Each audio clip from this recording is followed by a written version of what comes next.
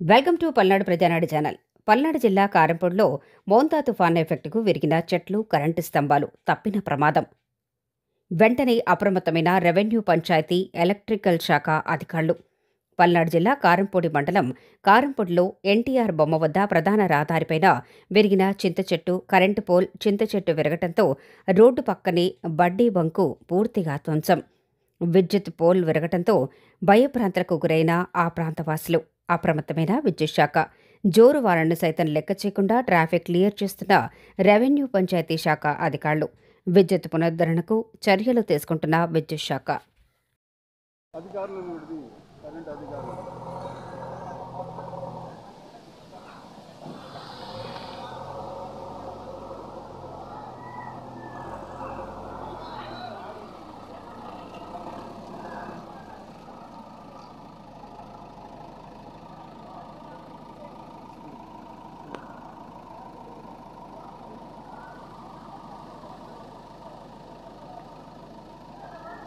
काम दिखा दो ये जुड़े नष्ट